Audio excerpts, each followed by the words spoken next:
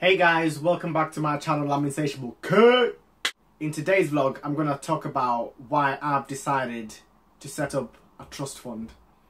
In this video, I'm going to go through basically what a trust fund is, what it does, which trust fund does what, and the steps I'm going to be taking to set one up for less money. All coming up next, right after this.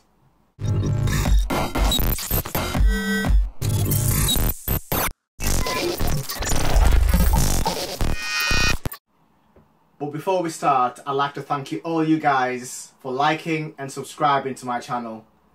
We've passed our first milestone of 100 and hopefully it gets stronger onwards. Thank you. So, what is a trust fund? In principle, a trust is a very simple concept. It's a private legal arrangement in which the ownership of a person's assets are transferred to a private fund to be held or managed by an individual for the benefit of a trust member or members. The person providing the assets is normally referred to as the settlor. Those appointed to look after the assets are known as the trustees. Once assigned to the trust, items are no longer deemed personal possessions of the settlor and are therefore safeguarded from creditors, financial settlements, disagreements, setbacks, family disagreements, like I said, and lawsuits. As such, trusts are widely used safe havens, arrangements for families and business assets. So, I bet you're wondering, why have I decided to create a trust? Trusts serve a variety of needs, and the reasons for establishing them are seemingly endless. The most common reasons include to control and to protect family assets. This is the most commonly used one. Estate and inheritance planning. When someone is too young to handle his or her financial affairs. To protect spendthrifts against their own inability or their own lack of control. For management and distributions of pension or retirement fund during the terms of an individual's employment. So, what types of trusts are there? Since trusts function as multi-purpose legal tools, the United Kingdom recognises numerous trusts, arrangements that generally fall in one of these categories. Bare trusts, also known as simple trusts. Property or assets in this form are held in the name of a trustee who has no discretion over what income is paid to the beneficiary and has no active duties to perform. The beneficiary has absolute right to all of the income and capital of the trust at all times. If he or she is over the age of 18 in England and Wales, or above the age of 16 in Scotland. Bare trusts are often used as a vehicle of which assets or property are often passed to young people.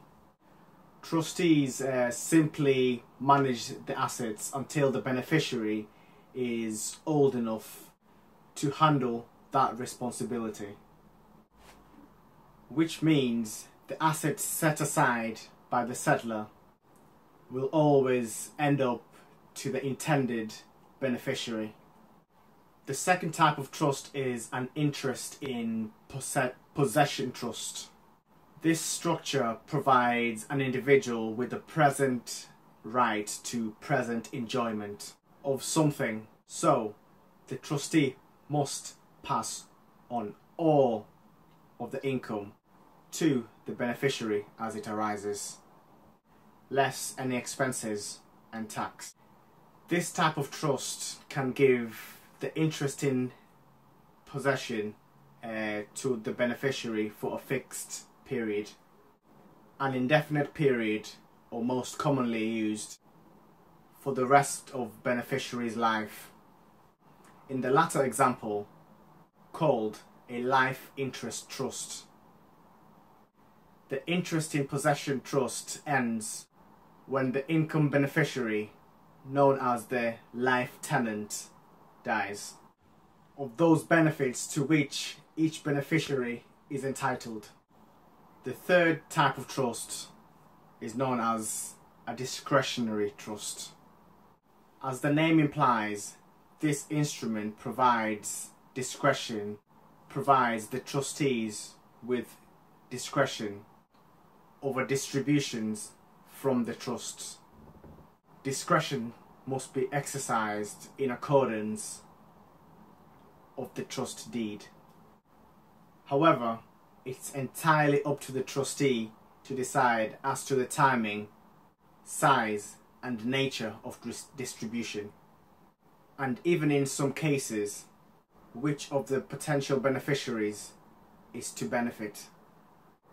Now, the assets are said to be held in trusts for the beneficiaries to one day decide what to do with those assets. A discretionary trust is a flexible type of trust commonly used to keep wealth within families, while at the same time allowing them to make decisions about where the assets go. The fourth type of trust is known as a maintenance and accumulation trust. This version allows the trustee to augment the trust's capital, and trustees of an accumulation and maintenance trust are given powers to accumulate the trust's assets through savings and investments until a certain date, at which time the beneficiary is entitled to the property of the trust or to some of the income arising from that property. When the beneficiary reaches the age of 18, but not older than 25, he or she becomes entitled to the full income generated by the trust. The last but not least type of trust is called a mixed trust. As the name suggests, this type of trust contains different types of trust within the structure. Some assets may be set aside in an interest in possession trust, while others might be treated in a discretionary trust manner.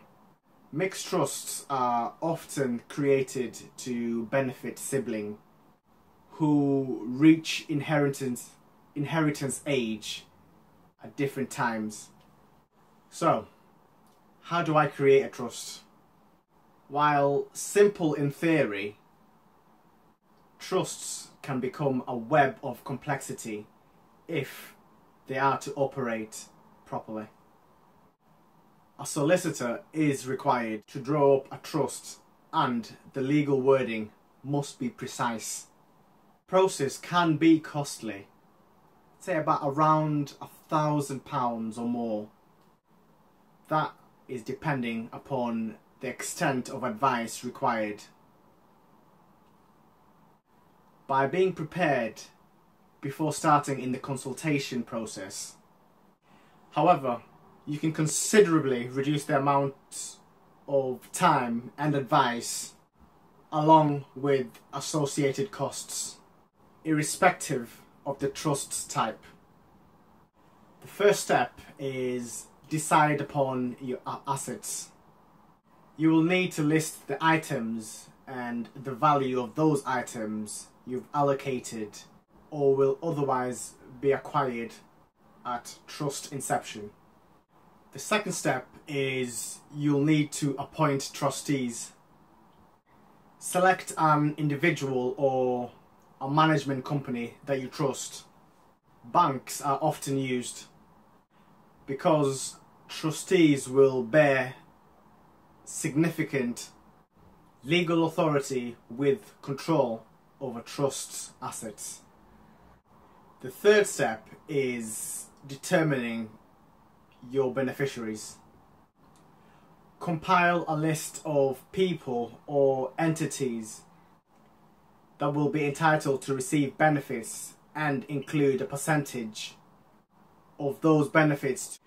The fourth step is outlining the terms of your trust. A trust is generally created as a way of deed. A trust deed is a legal document prescribing the rules that govern your trust fund. Thank you so much guys for watching my vlog once again. Please stay tuned for more real life related content. For those of you who are new here at Insatiable-k, I'd love first of all to welcome you all. I'd love for you guys to subscribe so you can be notified whenever I upload new content to the channel. If you like the vlog, please don't forget to click the like button, and most importantly, don't forget to share this video with your friends and family. For the rest of you guys, I'd love to hear your comments down below, in the comment section below. If you've got any questions, you know what to do. I'll do my best, my very best as always, to answer most of your questions. Thank you for watching. See you next time.